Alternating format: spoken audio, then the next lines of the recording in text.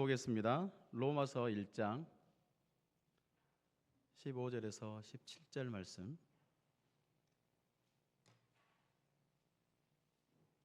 로마서 1장 15절에서 17절 말씀입니다.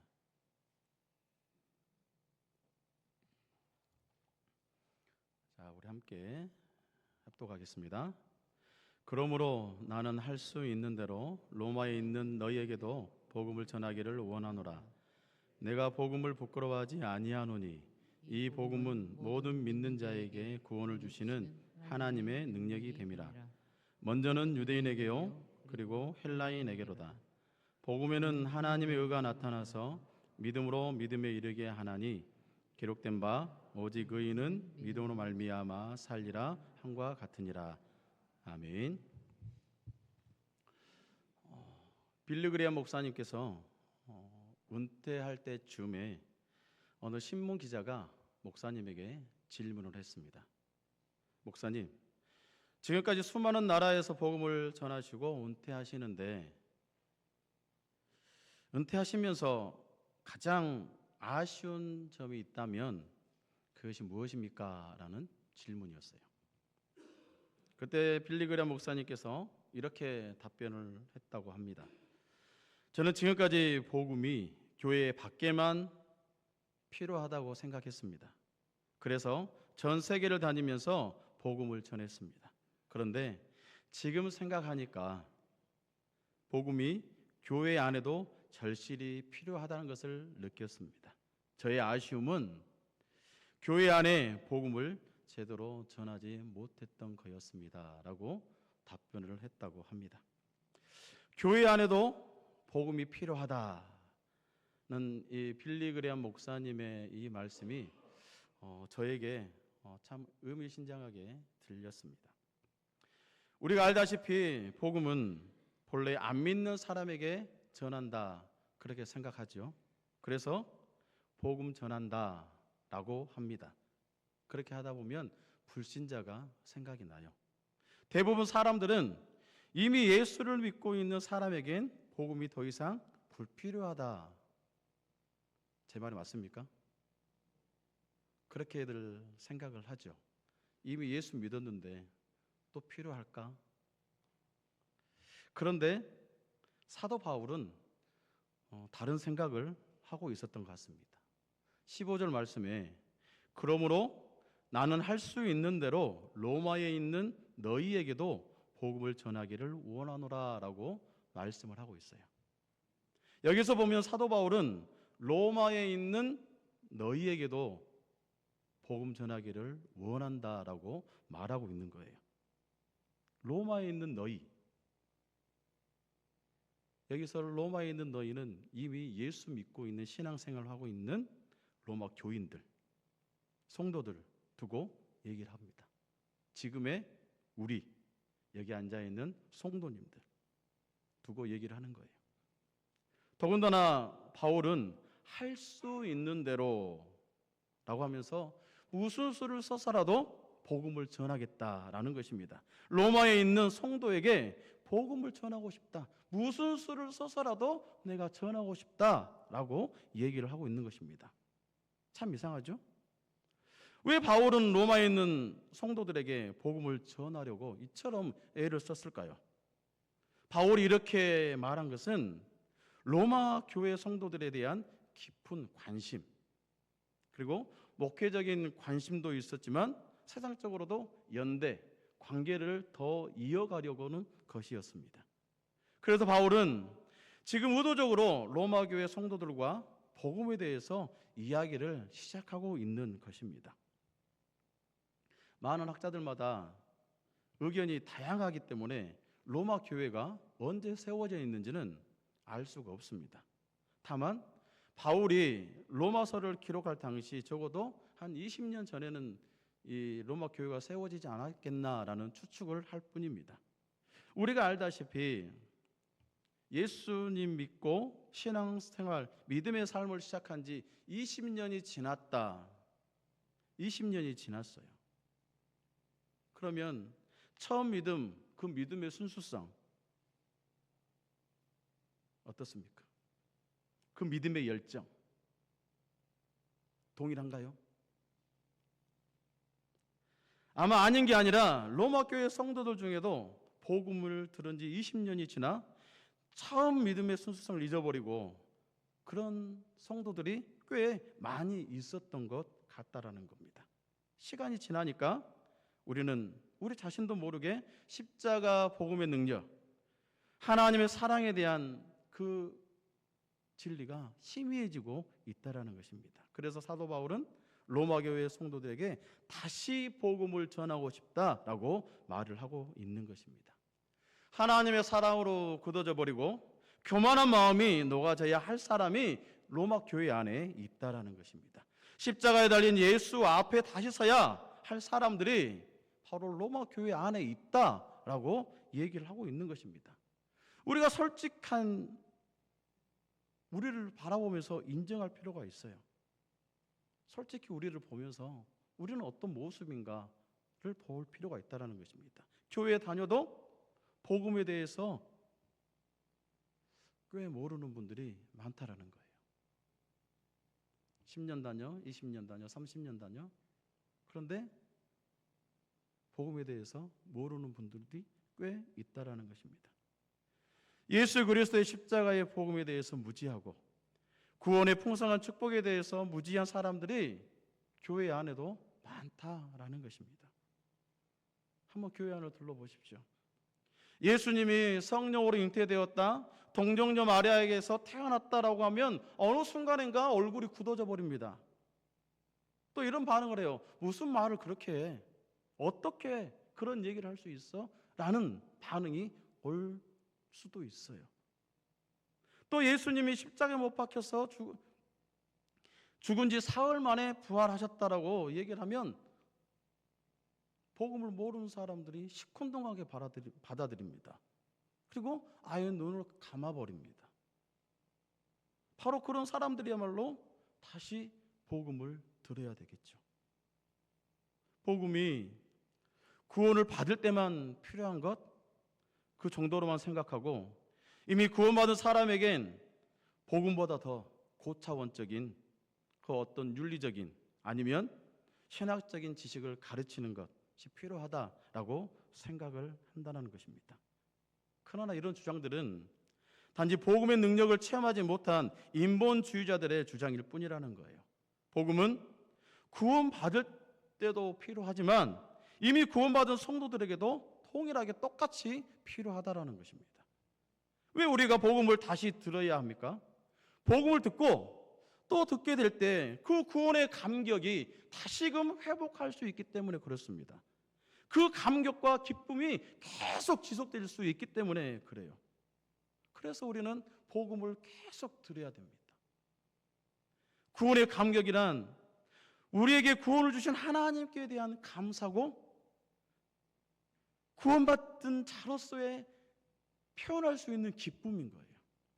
이 기쁨은 한 사람이 거듭나지 못한 채 겨우 교회만 다니다가 어느 날 갑자기 하나님의 은혜를 깨닫고 복음이 받아들이고 그렇게 변화될 때 갑자기 나에게 밀려오는 민물처럼 밀려오는 그런 기쁨, 가슴으로 받아들인다라는 것입니다. 그 기쁨이 넘친다라는 거. 이것이 바로 거듭남의 기쁨인 거예요. 하나님의 은혜가 메말라 병들어 있던 영혼이 하늘에서 쏟아지는 은혜의 담비를 맞고 다시 그 영혼이 살아나는 이 기쁨과도 같다라는 것입니다.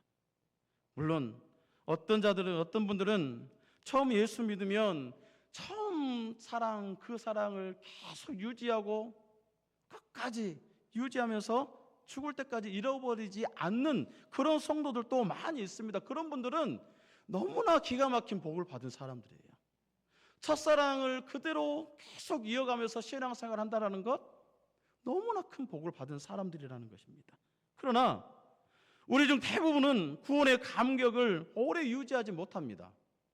그저 한 달, 두 달 기뻐하다가 식어버리고 아니 몇 년 있다가 그 감격이 사라져버리고 만다라는 것입니다. 솔직히 이게 우리들의 모습이 아닐까요? 그렇기 때문에 사도 바울은 로마 교회 성도들에게 다시 복음을 나누기 그리고 전하기를 간절히 원했다라는 것입니다. 그래서 로마서 1장 11절에 이렇게 말씀합니다. 내가 너희 보기를 간절히 원하는 것은 어떤 신령한 은사를 너희에게 나누어 주어 너희를 견고하게 하려 함이니라고 말씀하고 있어요. 11절 말씀 함께 읽어볼까요? 11절입니다. 시작. 내가 너희 보기를 간절히 원하는 것은 어떤 신령한 은사를 너희에게 나누어 주어 너희를 견고하게 하려 함이니. 여기서 바울이 로마 교회 성도들에게 나누어 주기를 원했던 것은 신령한 은사. 이 신령한 은사는 오늘 본문 15절에 비교해 보면 거기서 답이 바로 나옵니다. 무엇입니까? 복음이에요. 복음. 복음이라는 것을 그냥 알 수가 있습니다. 바울은 그들에게 신령한 은사, 곧 복음을 나누며 그들의 믿음이 견고해지기를 원했다라는 것입니다. 그러면서 로마서 1장 12절 말씀에 이는 곧 내가 너희 가운데서 너희와 나의 믿음으로 말미암아 피차 안위함을 얻으려 함이라라고 말씀하고 있습니다. 무슨 말씀입니까? 복음을 다시 듣고 은혜 받으면 믿음이 견고하게 되어진 것만 아니라 구원의 감격이 다시 살아날 것이고 자연적으로 성도들끼리 화목하게 될 거라는 것입니다. 자연적으로 성도들끼리를 바라보면 서로가 위로가 된다라는 거예요. 위로할 수 있다라는 것입니다. 그래서 복음을 다시 들어야 할 사람이 여기 로마 교회 성도들만이겠어요? 아니겠죠. 여기 앉아있는 우리 모든 성도들도 마찬가지고 밖에 있는 모든 사람들도 마찬가지예요. 복음을 다시 들어야 됩니다. 복음을 듣고 또 들으면서 우리는 다시 태어나야 하고 다시 새로워져야 하고 다시 감격해야 합니다. 이게 바로 복음의 능력입니다. 이 능력이 여기 우리 모든 교회 모든 성도들 안에 함께하기를 간절히 원합니다. 바울이 로마 교회에 다시 복음을 전하였던 그 이유는 바로 로마 교회가 복음의 능력을 회복하기를 원했기 때문에 그렇습니다. 16절 말씀 함께 읽어볼까요? 16절입니다. 내가 복음을 부끄러워하지 아니하노니 이 복음은 모든 믿는 자에게 구원을 주시는 하나님의 능력이 됨이라. 먼저는 유대인에게요 그리고 헬라인에게로다. 여기서 우리가 눈여겨볼 것은 복음이 하나님의 능력이다라는 것입니다. 복음이란 한마디로 예수 그리스도 자신입니다. 예수 그리스도 이름이에요. 좀 더 구체적으로 말하자면 예수님께서 이 땅 가운데 오셔서 행했던 그 모든 것을 말하고 있습니다. 특히 십자가 사건, 부활의 사건, 그 사건이 복음의 핵심이라는 것입니다. 그런데 이 복음이 바로 하나님의 능력이다라고 말씀하고 있어요. 이 복음이 하나님의 능력이다라는 겁니다. 예수님께서 십자가에서 죽으시고 하늘로 승천하신 후에 120명의 성도가 마가다락방에서 예수님이 오시기를 기대하며 고대하며 기도합니다. 부르짖어 기도하니까 성령께서 베드로에게 임합니다. 베드로가 한번 설교할 때마다 그 120명의 성도가 한결같은 자기 나라의 언어로 들었어요. 그리고 이 베드로가 밖에 나가서 예루살렘 거리에 나가서 복음을 전하니까 3,000명, 5,000명이 되어지는 그 많은 무리가 회개하고 세례를 받고 예수님을 믿게 되는 역사가 있었습니다. 그리고 베드로와 요한이 성전 미문에 앉아있는 안진뱅이를 살리는데 은과 금은 내게 없거니와 내게 있는 것은 내게 주노니 일어나 걸어라 라고 얘기했을 때 그 안진뱅이가 일어난 사건. 그리고 바울의 몸에서 손수건이나 앞치마를 가져다가 병자에게 아니면 귀신 들린 자에게 갖다 얹혀놓으면 병이 떠나고 귀신이 떠나는 역사. 이처럼 초대교회에서는 많은 능력이 나타났습니다. 복음, 예수 그리스도의 이름이 증거되는 곳에서 병자가 낫고 귀신이 떠나가고 사람들이 변화되는 역사, 이런 능력이 나타났다는 것입니다. 그런데 이곳에 심각한 문제가 있었어요. 복음, 그 자체의 능력이 대단하지만 복음을 받아들이는 사람들에 의해서 복음이, 그 능력이, 그 나타남이 자제되는 일이었습니다. 예를 들어서 복음을 듣고도 믿지 않거나 복음에 진심으로 반응하지 않는다면 그 어떠한 능력도, 복음의 능력도 나타나지 않습니다. 아무리 구원받은 성도라 할지라도 기도를 게을리해 보세요. 예배 생활 게을리해 보세요. 아무런 능력도 나타나지 않습니다. 우리의 삶 가운데 아무런 변화도 없다라는 것입니다. 체험할 수 없어요. 또한 성도들이 죄를 범하여 성령을 근심케 하게 되면 이 능력은 식어져 버립니다. 이 능력은 우리에게서 떠나버린다라는 것입니다. 그렇기 때문에 복음이 참으로 능력이 되기 위해서 이 복음을 듣고 또 들어야 하고 이 복음을 늘 소유하면서 살아가야 한다라는 거예요. 복음과 능력은 같이 가는 것입니다. 복음은 마치 다이너마이트 폭발한 것 같은 그 능력과 같다라는 것입니다. 이 능력을 여기 앉아 있는 우리 모두가 소유하고 살아가야 한다라는 것입니다. 또 로마 교회가 복음을 다시 들어야 했던 이유 중에 하나가 복음에 하나님의 의가 나타나기 때문에 그렇습니다. 다시 말해서 복음만이 하나님의 의다라는 거예요. 17절 말씀입니다. 17절 말씀 함께 보겠습니다. 복음에는 하나님의 의가 오직 의인은 믿음으로 말미암아 살리라 함과 같으니라. 복음에는 하나님의 의가 나타나서 믿음으로 믿음에 이르게 하나니 기록된 바 오직 의인은 믿음으로 말미암아 살리라 함과 같으니라. 이 말씀은 루터가 종교개혁할 당시에 붙잡고 기도했던 말씀이라고 합니다. 여러분, 구원이란 무엇입니까? 어떤 사람이 죽어서 천국 가는 것 구원이라고 얘기를 많이 하죠. 그래요. 물론 그 대답도 틀린 말은 아닙니다.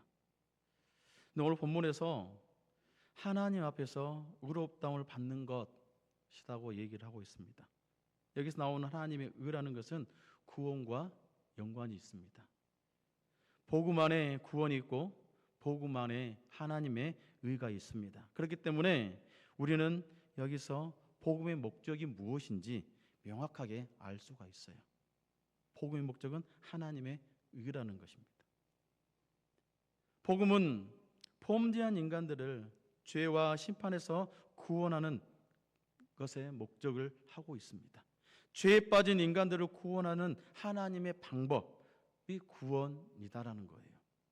복음은 범죄한 인간들이 어떻게 하나님 앞에서 의롭다움을 받을 수 있게 할 것인가 라는 것에 명확하게 우리들에게 보여주고 있습니다. 그렇다면 어떻게 우리 인간들이 하나님 앞에서 의롭다움을 받을 수 있을까? 그것은 우리가 다 알고 있어요. 믿음입니다. 믿음 외에는 없습니다. 오늘 본문에 나오는 복음에는 하나님의 의가 나타나서 믿음으로 믿음에 이르게 하나니, 이 말씀을 풀어 설명하다 보면 하나님이 주신 복음 안에 구원의 길이 있는데 그 길에 들어가기 위해서 필요한 것이 바로 믿음이라는 거예요. 오직 믿음만으로만 의롭게 될 수 있다라는 사실입니다. 우리가 하나님 앞에서 의로워질 수 있는 길, 구원의 길은 너무나 분명하고 단순합니다. 다른 조건이 하나도 없어요. 오직 믿기만 하면 됩니다. 오직 믿기만 하면, 주님을 믿기만 하면, 복음을 받아들이기만 하면 의롭다움을 받을 수 있다는 것입니다. 처음에는 믿음으로 시작했다가 유리로 끝나는 것이 아니고, 처음에 믿음으로 시작했다가 나중에 선행으로 가는 것이 아니라 믿음으로 시작해서 믿음으로 끝나는 것. 우리는 이것을 믿음으로 얻는 의, 이신층의라고 합니다. 왜 믿음으로 의로워질 수 있습니까? 그 안에 복음이 있기 때문에 그래요. 복음이 있기 때문에. 복음은 하나님이 우리 인간들을 구원하는 방법이기 때문에 그렇습니다. 하나님의 방법은 단순해요. 간단합니다. 우리 스스로 우리 죄를 해결할 수 없고 우리 스스로 고통과 저주에서 빠져나올 수 없기 때문에 하나님의 아들을 구원자로 이 땅 가운데 보냈다는 것. 그리고 하나님의 아들이 우리 모든 죄와 고통과 저주를 다 담당하시고 십자가에서 대신 대속물로 죽으셨다라는 것. 하나님의 아들이 죽은 것, 하나님, 당신 자신 전부를 우리에게 주신 것과 같습니다. 그래서 예수님은 겟세마네 동산에서 피땀 흘리며 기도하면서도 십자가를 놓지 않고 십자가를 받아들였습니다. 왜냐하면 우리 주님께서도 다른 길이 없었기 때문에 그렇습니다. 다른 길이 없었기 때문에 십자가를 받아들인 거예요. 만약 다른 방법이 있었다면 예수님께서 십자가를 지셨겠습니까? 아니겠죠. 예수님, 이 십자가는 예수님께서 연극한 것이 아닙니다. 예수님은 실제로 십자가에서 죽으셨고 실제로 십자가에서 부활하셨습니다. 그렇기 때문에 하나님의 아들 예수님 한 분이면 충분합니다. 예수님 한 분이면 우리는 충분해요. 예수님이 십자가에 죽은 것이 절대 모자라지 않습니다. 99.9999가 아니에요. 100%입니다. 그분은 부활하여 성령으로 부활하셔서 승천하셨는데 다시 우리와 함께합니다. 성령 우리와 함께하고 계시다고 말씀하셨어요. 그래서 전혀 부족하지 않습니다. 우리는 복음 때문에 구원받았고 복음으로 죄를 이기고 복음으로 세상을 이길 힘을 얻고 복음으로 하나님의 응답과 축복을 받습니다. 그렇기 때문에 하나님의 복음은 절대 허술하지 않아요. 사랑하는 성도 여러분, 나에게 복음의 능력이 식어져 가고 있지는 않은지, 구원의 감격이 나의 가슴에서 사라지고 있지는 않은지 우리는 점검해 볼 필요가 있습니다.